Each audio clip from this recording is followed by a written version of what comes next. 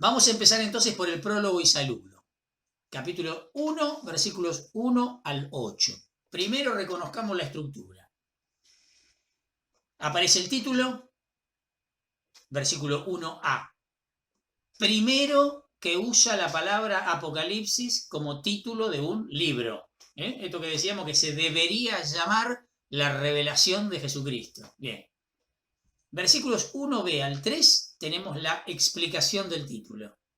Y del versículo 4 al versículo 8 tenemos el saludo. Leo primera parte del versículo 1.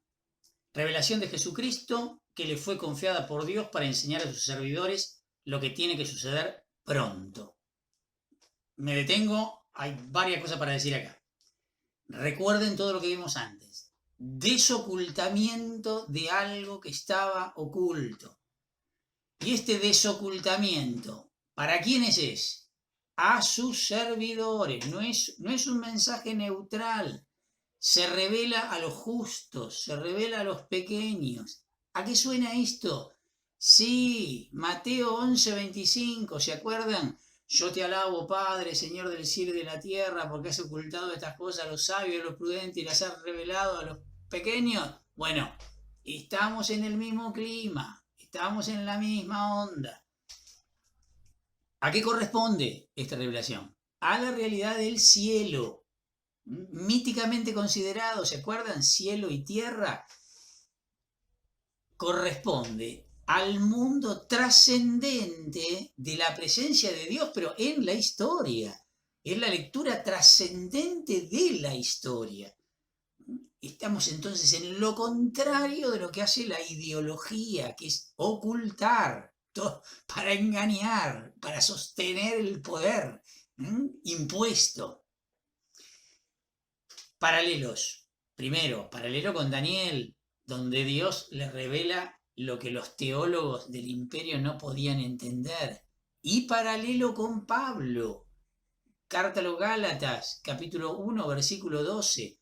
Es Jesús y no la ley quien se lo ha revelado. Piensen esto en categorías judías, ¿eh? Es Jesús mismo el que revela. Y estamos con una nueva revelación, esto que hemos hablado tanto, en el origen de la apocalíptica. Sigo leyendo. Segunda parte del versículo 1 hasta el versículo 3. Él envió a su ángel para transmitírsela a su servidor Juan. Este atestigua que todo lo que vio es palabra de Dios y testimonio de Jesucristo. Feliz el que lea y felices los que escuchen las palabras de esta profecía y tengan en cuenta lo que está escrito en ella, porque el tiempo está cerca. Aparecen tres movimientos o acciones que corresponden a Dios en primer lugar, Jesús en segundo lugar y Juan en tercer lugar. Y la comunidad aparece en tres participios. El que lea, los que escuchen, los que tengan en cuenta o guarden según las traducciones. O sea, es un texto que vive en una comunidad reunida y comprometida. El contenido de esta revelación es lo que va a suceder pronto. De esta revelación, cuando digo de esta revelación, estoy hablando del libro del Apocalipsis entero, También aparece esta expresión en el capítulo 22, versículo 6, seguida del vengo pronto. Lo mismo pasa en el capítulo 22, versículo 12, en el versículo 20, en el capítulo 2, versículo 16, en el capítulo 3, versículo 11. No importa, recordar esta. Digo, para que se note la cantidad de veces que aparece la misma idea. Lo que ha de suceder pronto es la venida de Jesús. Cuidado, no al fin de los tiempos, sino en el tiempo presente, en el Kairos. La experiencia es la de un Jesús vivo, que está presente en las comunidades. Un Jesús que en realidad nunca se fue. Acuérdense del final del Evangelio de Mateo. Yo estoy con ustedes todos los días hasta el fin del mundo. Es esta la experiencia. Lo que la comunidad desea entonces no es que vuelva, sino que se manifieste, que actúe, que libere, que reine. Es el famoso tema de la expresión ven Señor Jesús, o la expresión mucho más usada por nosotros, ven Espíritu Santo, que en realidad tenemos que... Son esas expresiones que está todo bárbaro porque tienen una tradición antiquísima y sigamos diciéndola, está todo bárbaro. Pero preguntémonos qué queremos decir cuando decimos lo que decimos. ¿Qué queremos decir cuando decimos ven Espíritu Santo? Que venga. Entonces, ¿qué estoy sugiriendo? ¿Que no está? Si lo estoy llamando. Porque si lo llamo será porque no está. Entonces, no, está bien. Sigamos diciendo, ven Espíritu Santo, ven Señor Jesús. Pero en el fondo tengo que darme cuenta que lo que estoy queriendo decir es ayúdame a darme cuenta de que estás. Eso es lo que quiero decir cuando digo ven Espíritu Santo. Es el deseo de abrir los ojos para poder verlo. Porque que está. Porque si no tuviera, estamos fritos, ¿no? Bueno, fíjense, la palabra de Dios y el testimonio de Jesucristo aparecen. Otra expresión que también va a aparecer en el versículo 9, va a volver a aparecer en el capítulo 6, va a volver a aparecer en el capítulo 20. Esa es la causa de la persecución, la palabra de Dios y el testimonio de Jesucristo. Y esto lo recibe Juan en las visiones. Fíjense que dice, todo lo que vio. ¿Se acuerdan de qué manera se realizaba la revelación? Bueno, acá tenemos una visión, todo lo que vio. Y aparece esto que ya repetimos varias veces, las palabras de esta profecía. Lo considera un libro profético. Él mismo se considerará un profeta. Y termina con una bienaventuranza para la comunidad. Es curiosidad. Es la primera de 7 bienaventuranzas que van a aparecer a lo largo del libro del Apocalipsis. Ya las iremos señalando cuando lleguemos a cada una, pero lo anticipo. Aparece acá, la segunda aparece en el capítulo 14, versículo 13, la tercera en el capítulo 16, versículo 15, la cuarta en el capítulo 19, versículo 9, la quinta en el capítulo 20, versículo 6, la sexta en el capítulo 22, versículo 7, y la séptima en el mismo capítulo 22, versículo 14. Otra vez, no importa que no la recuerden ahora, ya tomaremos nota cada vez que llegue en su momento. Entonces, el Apocalipsis no es una doctrina, sino una experiencia gozosa y liberadora de la comunidad en el tiempo presente, en el Kairos, que en realidad ya ha comenzado. Estamos en los tiempos finales.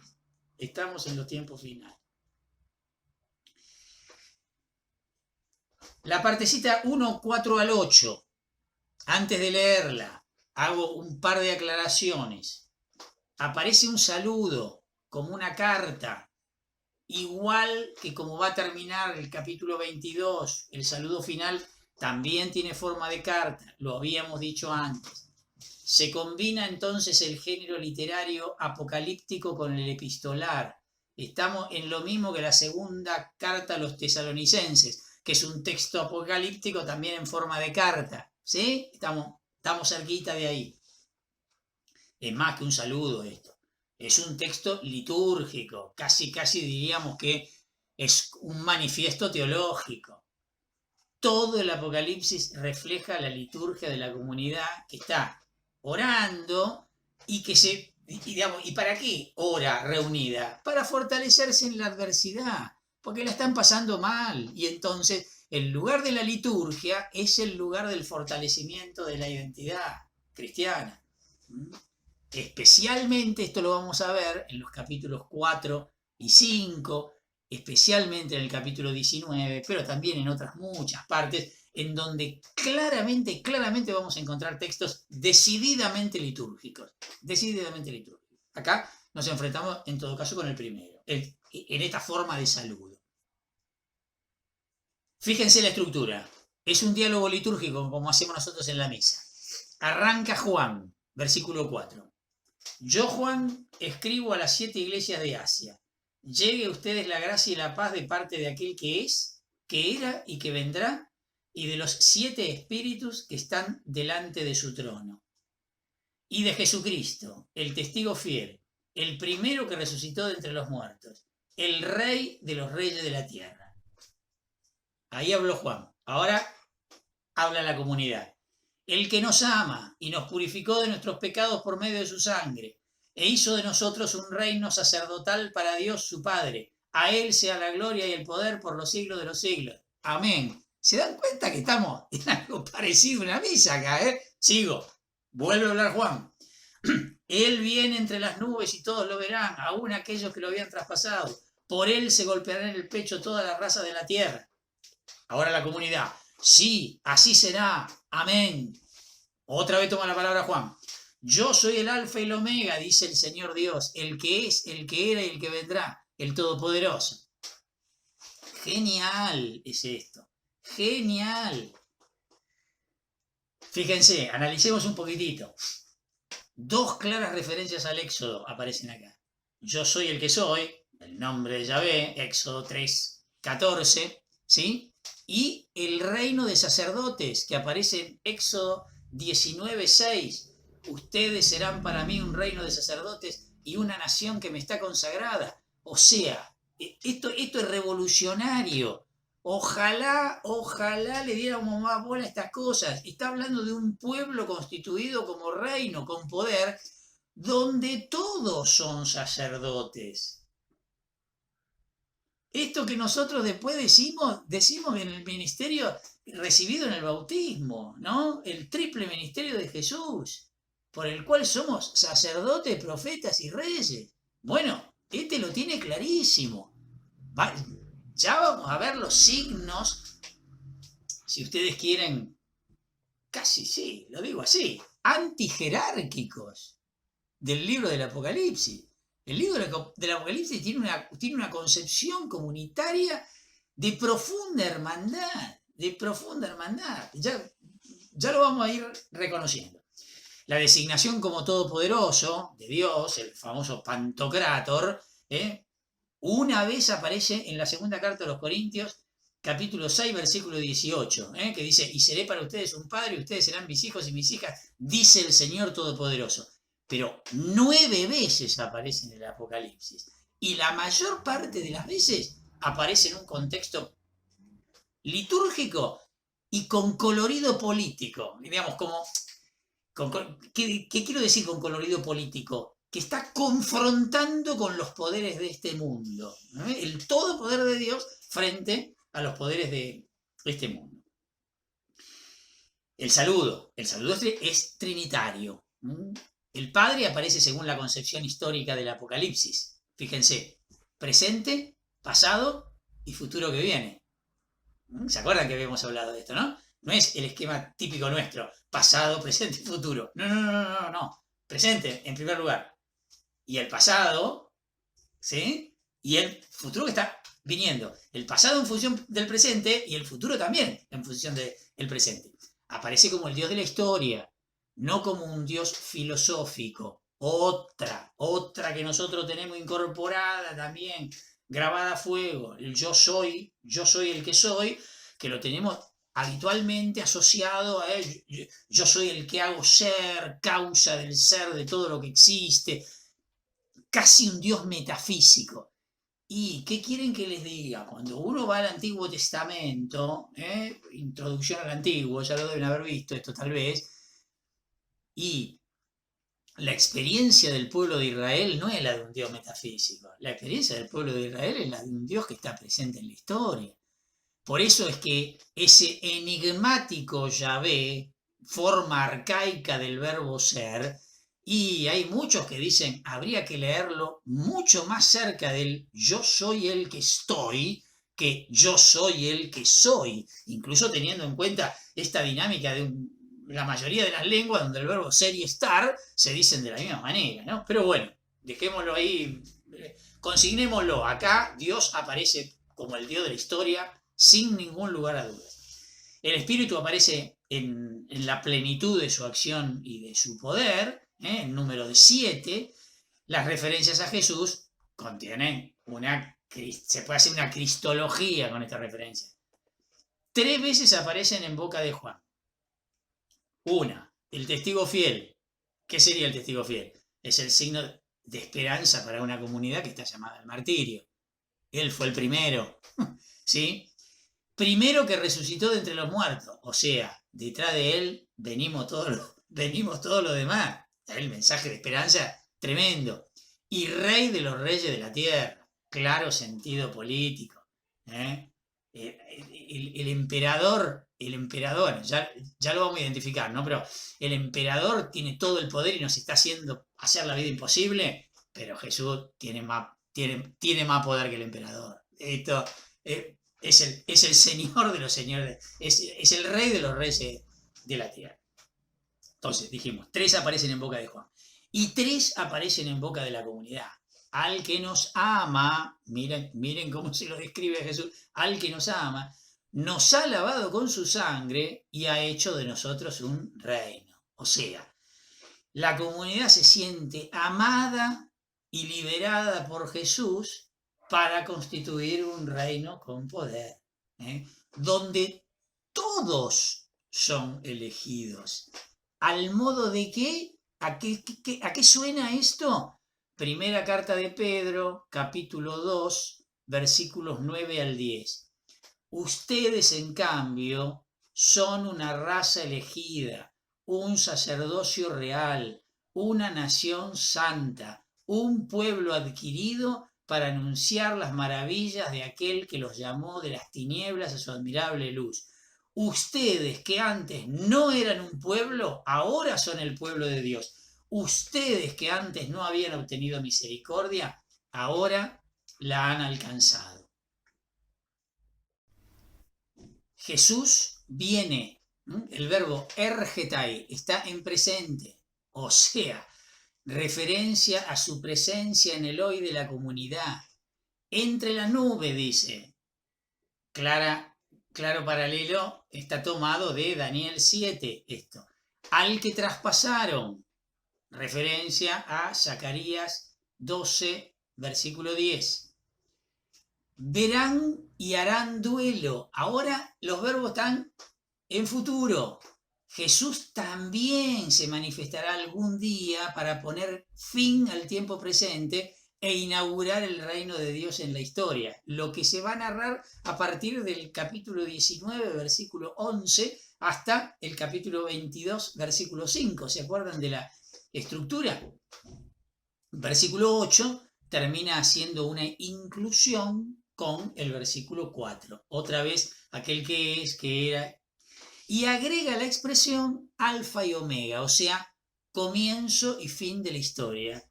¿Qué tenemos acá? El contenido de todo Apocalipsis, tal cual lo vimos en la introducción. El comienzo y el fin de la historia. Los 2 límites.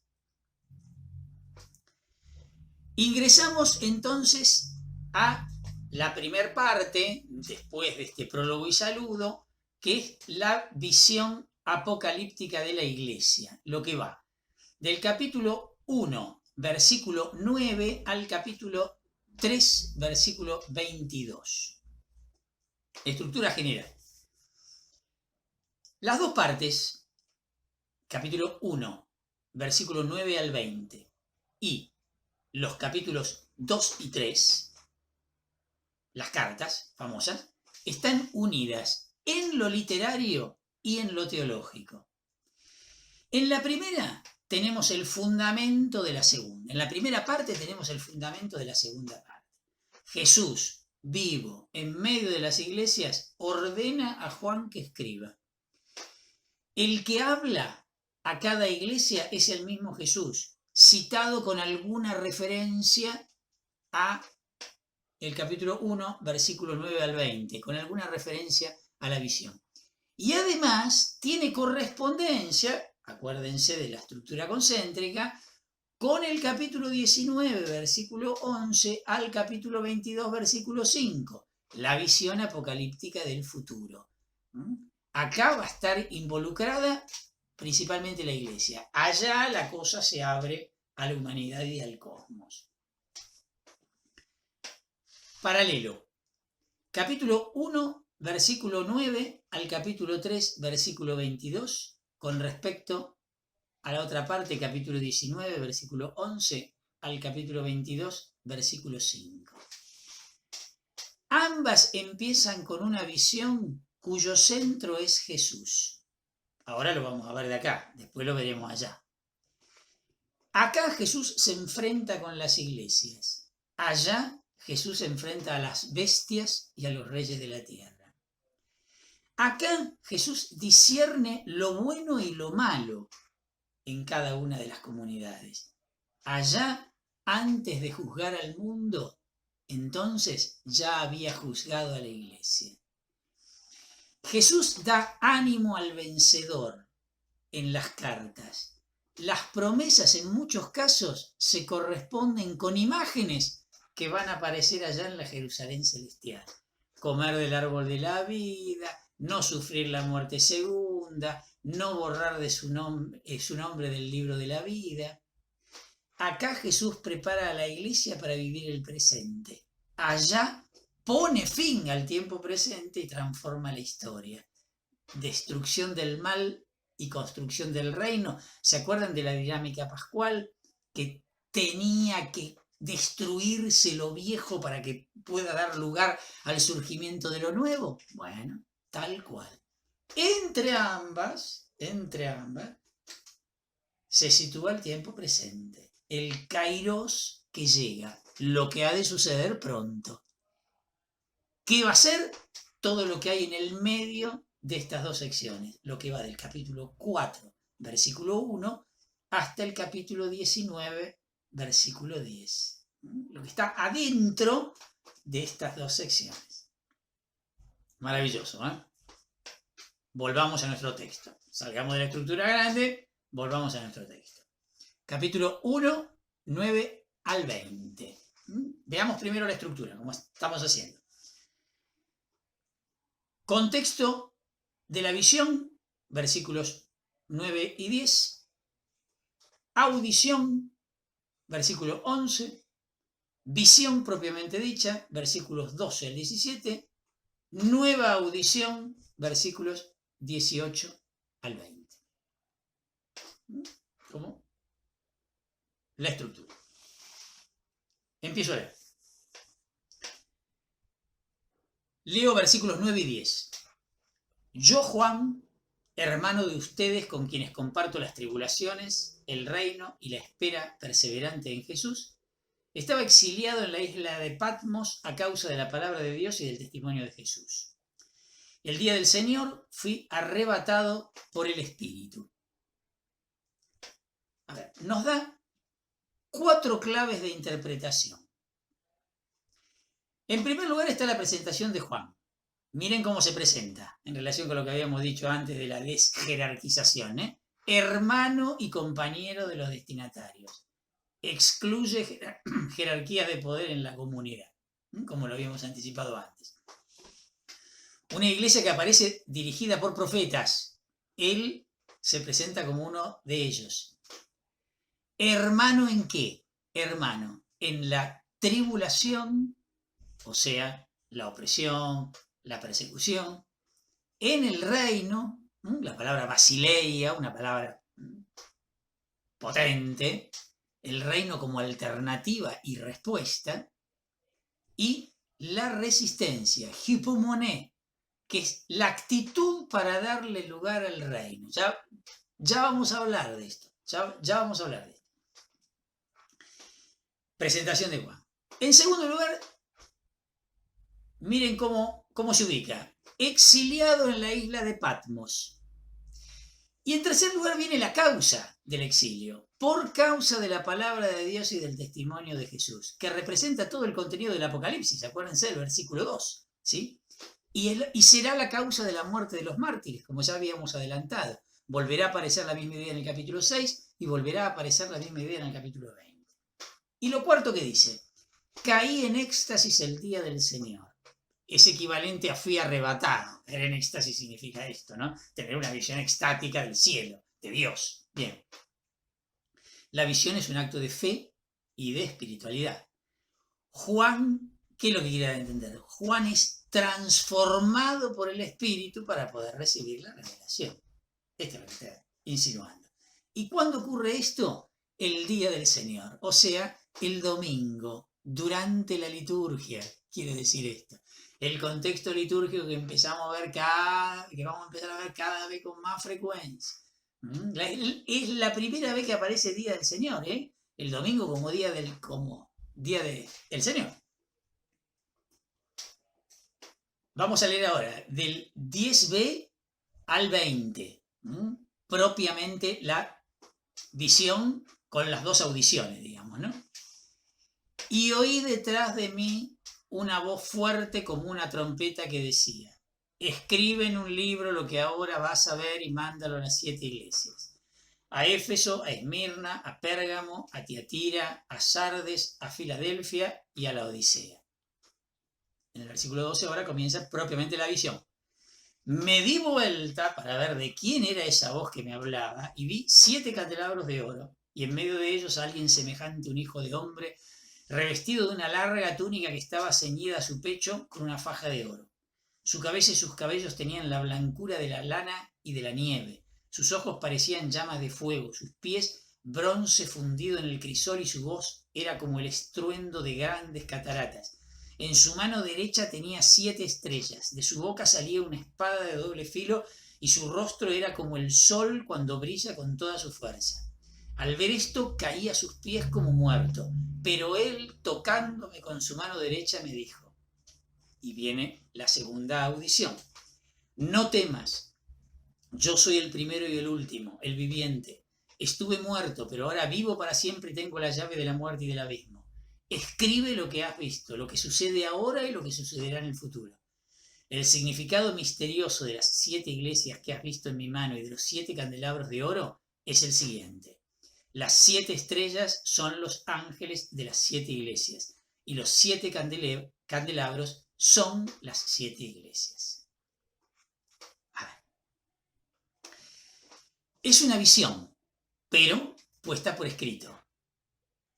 Transmite un mensaje, pero ante todo invita a ser contemplada. Esto que decíamos antes. Vamos a poder escudriñar algún detalle, pero invita a ser contemplada primero en su conjunto. ¿Cuál es el mensaje? Jesús resucitado está vivo en medio de las iglesias y tiene poder sobre la muerte, ni más ni menos, en el contexto en que la está pasando. Más que describir o teorizar, ¿qué está buscando? Busca motivar, convencer, movilizar. Esto que decíamos, no tiene nada de doctrina esto. Busca reconstruir la conciencia de la comunidad, o sea, el cielo. Reconocer la trascendencia de todo esto que está pasando, ¿sí?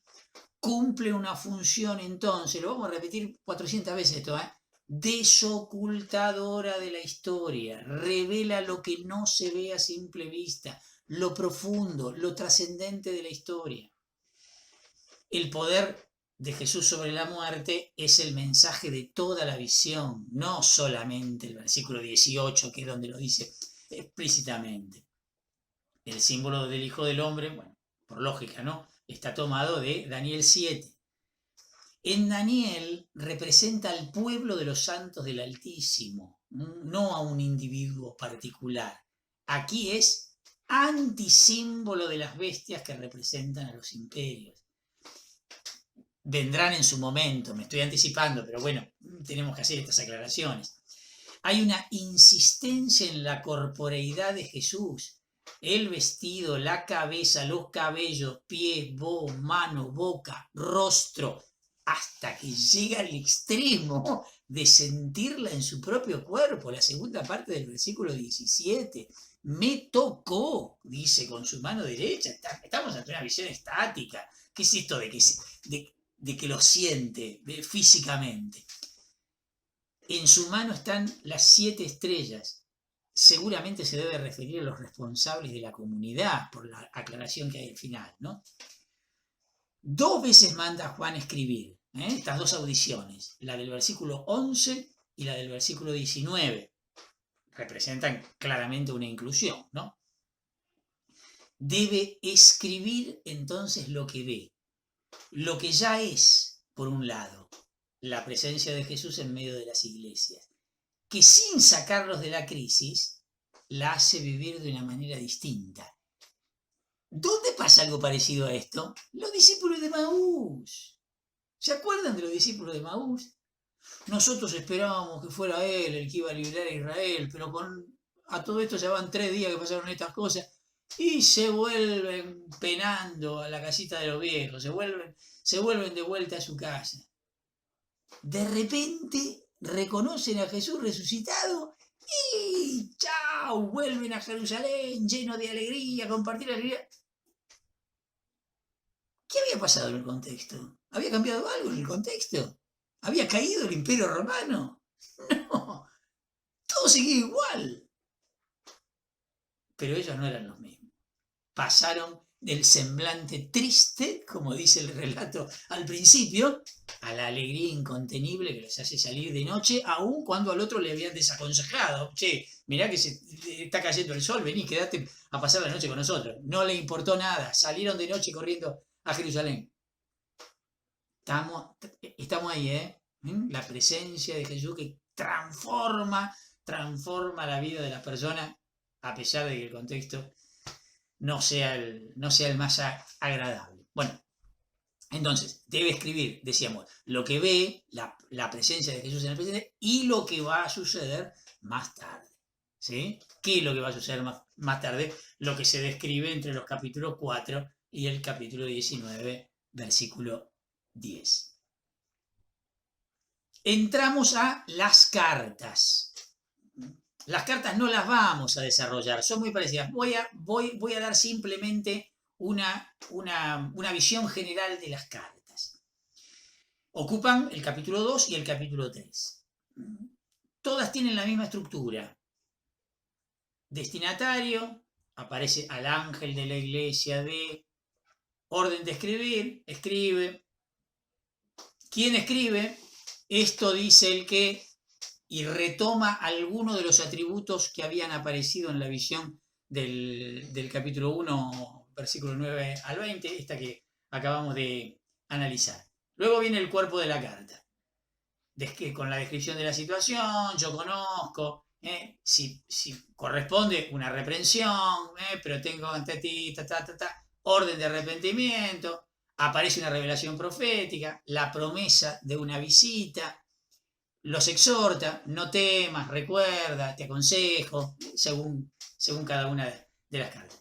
Un llamado a escuchar, el que tenga oídos, y una promesa al vencedor. Al vencedor le daré. Todas las cartas tienen la misma estructura. Algunas características generales. Hay una relación viva de Jesús con las iglesias. Seguimos insistiendo en esto. Él está vivo en medio de ellas y tiene a los responsables en su mano. Una manera simbólica de decir, está muy cerca de ellos y de ellas.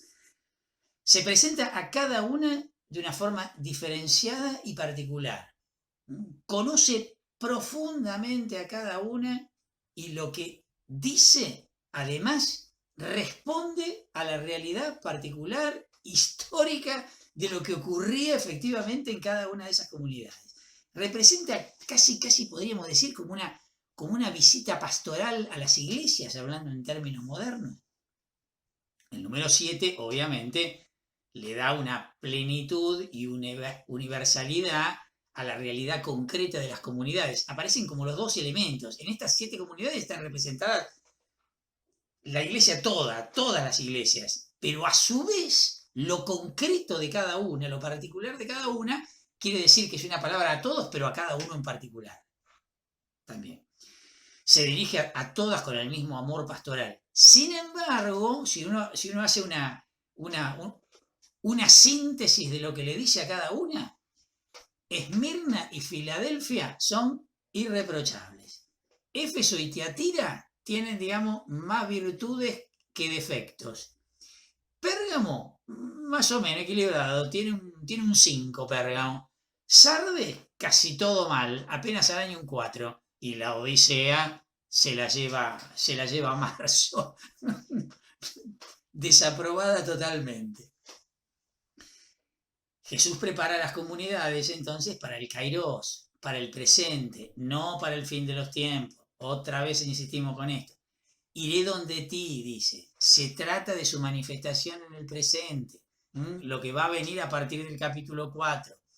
Las virtudes que exige a las comunidades son las que se necesitan ante una situación como la que están pasando.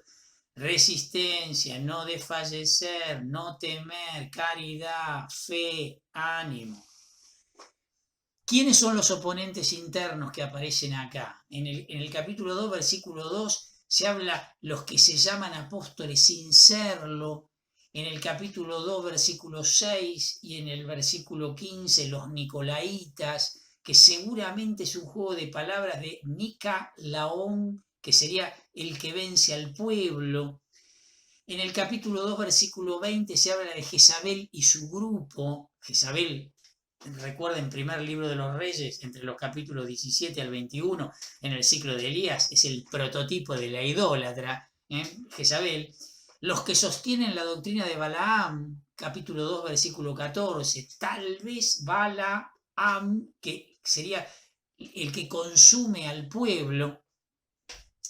Seguramente todos pertenecen simbólicamente a la misma corriente y que otra vez seguramente se esté refiriendo al gnosticismo. ¿Por qué? Y porque el gnosticismo justamente representaba el intento de adaptar el cristianismo al imperio con este tema de la espiritualización y obviamente para evitar problemas de conciencia. Además, este tema de poder llevar una doble vida, tal cual. ¿Quiénes son los oponentes externos?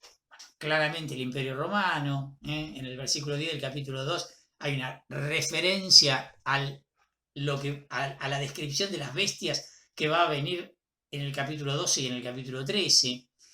En el versículo 13 del capítulo 2 hay una clara referencia al culto imperial. De hecho, la ciudad de Pérgamo, como capital de la provincia romana de Asia, era el centro del culto imperial de la región.